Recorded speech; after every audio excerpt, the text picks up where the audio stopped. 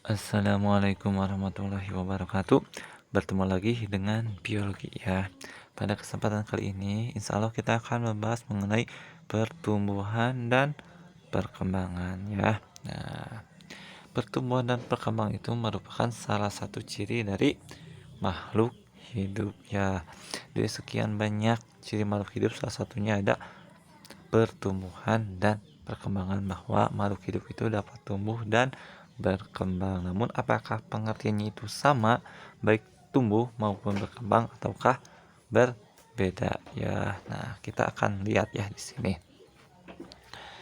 Nah, di sini dikatakan bahwa pertumbuhan itu ditunjukkan pada penambahan ukuran ya. Nah, ukuran itu bisa panjang, bisa lebar, bisa volume ataupun beratnya, dengan sifatnya itu irreversible, artinya tidak dapat kembali ke ukuran semula atau ke sebelumnya ya. Contohnya, misal suatu tanaman itu sudah mencapai tinggi sekarang 1 cm dan besoknya 2 cm dan lusa tidak mungkin kembali ke 1 cm kembali ya, tapi insya Allah akan bertambah tingginya, kecuali kalau dipotong atau dipangkas ya, bisa jadi tambah pendek ya tanamannya. Nah, sedangkan kalau perkembangan, bentar ya.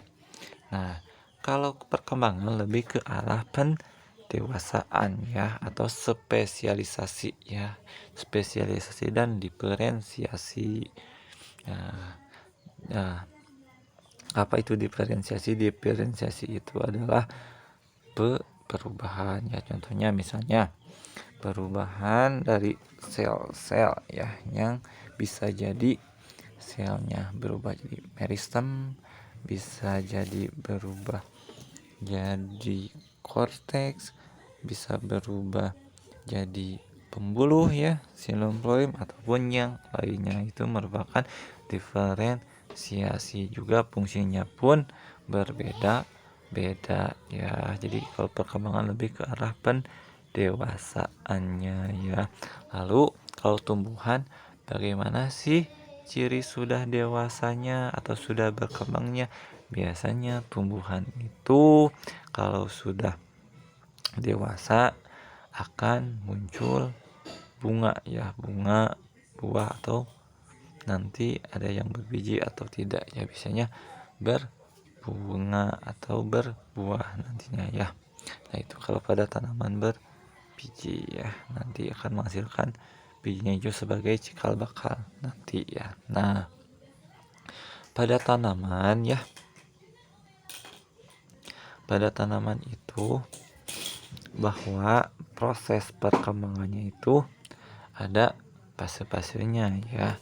Yang pertama itu dimulai dari perkecambahan ya, biasanya itu perkecambahan dulu, lalu juvenility ya, atau tanaman muda ya, lalu ke pendewasaan, lalu ada pembungaan dan pembuahan ya. Jadi kalau sudah dewasa itu biasanya sudah ada bunga dan buah ya biasanya ya. Lalu kalau misalnya perkecambahan itu seperti apa? Nah, kalau yang suka makan gorengan ya, mungkin kalian suka ini ya, suka melihat di gorengan itu ada yang namanya, khususnya gehu, ada toge ya. Toge itu merupakan kecambah. Kecambah dari apa? Karena toge itu merupakan awalnya dari biji kacang hijau ya, berkecambah sehingga ada calon apa? Calon dari organ batang, organ akar, dan lainnya ya. Nah, tapi belum sempurna sehingga disebutnya kecambah ya, cambah atau awal mulanya ya. Nah, perkecambahan. Nah, bagaimana sih proses perkecambahan? Nah, proses perkecambahan itu ada fase-fasenya. Nah, yang pertama itu imbibisi dan absorpsi. Yang kedua, hidrasi jaringan.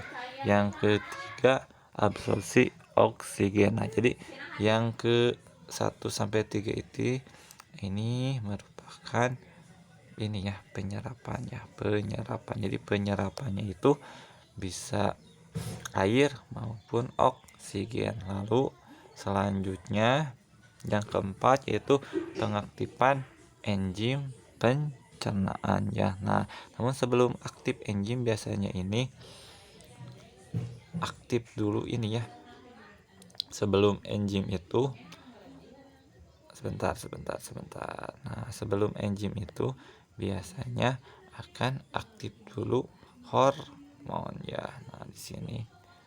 Nah, sebelum itu ada hormon. Nah, setelah hormon aktif baru akan mengaktifkan enzim untuk pencernaan. Nah, lalu tahap selanjutnya yaitu transport molekul yang terhidrolisis ya.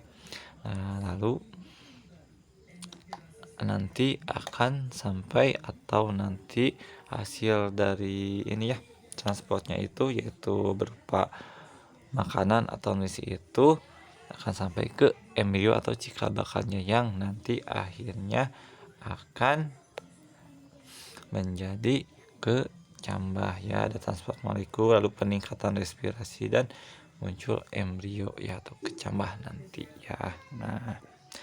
Nah, ini selanjutnya ada struktur dari biji ya. Ada biji dikotil dan monokotil. Yang atas itu merupakan biji, salah satu contoh biji dikotil ya, yaitu biji kacang hijau ya. Kenapa dikotil ya? Karena pada biji kacang hijau itu keping bijinya itu dua ya, belah dua ya, makanya disebut di dua. Kotil itu adalah ini ya, sebutnya itu lempeng atau lembar gitu ya. Ya biji punya keping biji artinya. Jadi dikotil dua keping bijinya. Nah, kalau monokotil itu mono satu artinya satu keping biji, tidak bisa dibelah ya. Nah, kalau dilihat strukturnya dari biji dikotil dan monokotil ya. Nah, ada kulitnya ya. Ada radikula itu calon akar, ada kotiledon ya, ada juga hipokotil, ada juga epikotil. Jadi hipokotil itulah cikal bakal batang ya di atas dari kotiledon. Kalau hipokotil itu cikal bakal batang yang terdapat di bawah kotiledon ya. Nah, lalu ini juga sama ya, ada hipokotil, ada koleorhiza. Kalau koleorhiza ada radikula, kulit biji, skeletum dan ini. Jadi hampir sama namun kepingnya saja yang berbeda ya. Nah, lalu yang selanjutnya yang tadi ya, ini proses atau skema ya dari kecambah ya, proses perkecambahan. Yang pertama, saat air ini masuk, maka si biji atau ini hormon yang terdapat di biji itunya, khususnya hormon GA itu giberalin ya, hormon giberalin akan aktif dan giberalin ini akan mengaktifkan enzim pencernaan ya, yang dimana enzim pencernaan itu untuk apa sih? Yaitu untuk memungkinkan cadangan makanan ya, bisa tepung ya, dihidrolisis menjadi larutan yang sesuai untuk dibawa ke titik tumbuh ke cambahnya. Jadi larutan yang sesuai atau nutrisi yang sesuai untuk perkecambahannya, sehingga nanti kalau sudah sesuai nutrisinya dan keadaannya sudah sesuai ya, maka akan terjadi perkecambahan. Bisa dilihat di sini ya, kalau ini mula-mulanya belum ada cikal bakalnya. Nah, lama kelamaan kalau di sini kan pendek-pendek, lama kelamaan ada ini ya, terjadi pertambahan ukuran panjang ya. Nah, di sini bisa dikatakan kalau di atas dari, kalau ini misalnya kotiledon, maka di atas kotiledon dinamakan epikotil. Kalau di bawah kotiledon itu dinamakan hipokotil ya. Jadi bagian atau cikal bakal batang ya, yang di atas dinamakan epikotil, kalau yang di bawah dinamakan hipokotil ya. Nah, lalu ini tipe-tipenya sekarang ya, tipe-tipe dari perkecambahan. Itu ada dua ya. Ada tipe perkecambahan hipogel dan ada juga epigel. Nah, yang gimana itu antara hipogel dan epigel? Nah, kita lihat ya. Di sini perkecambahan hipogel itu terjadi karena pertumbuhan memanjang dari epikotel. Jadi epikotelnya yang bertambah panjang ya, sehingga menyebabkan plumula keluar menembus kulit biji dan muncul di atas tanah ya. Berarti gimana, ini epikotelnya akan muncul ke atas tanah ya. Lalu kalau epigel ini perkecambahan yang dimana hipokotil. Sebentar. Nah, kalau tadi itu epikotil ya yang memanjangnya, kalau pada epigel hipokotilnya yang tumbuh memanjangnya, akibatnya plumula dan kotiledonnya terdorong ke permukaan tanah. Nah, di sini ada kata kuncinya kotiledon ya. Kotiledon untuk hipogel itu tetap berada di dalam tanahnya di bawah ya. Kalau pada epigel kotiledonnya itu ikut terangkat ya. Nah, dilihat di sini ya. Contohnya kalau epigel itu pada kacang hijau ya, makanya yang hijau-hijau ya itu kan kotiledonnya ikut terangkat di atas ya, kayak helm ya kalau dilihat itu. Nah, mungkin sekarang kita akan lihat ya atau gambarnya. Nah, kalau Bapak itu ngambil gambarnya di Google ya, kalau gambar sendiri kayaknya kurang bagus ya kalau Bapak menggambar. Nah, di sini ada tipe-tipe perkecambahan ya. Ada epigel dan hipogel. Nah, bisa dilihat kalau epigel ya, si kotiledon mana sebentar ya. Kotiledonnya. Nah, ini kotiledon.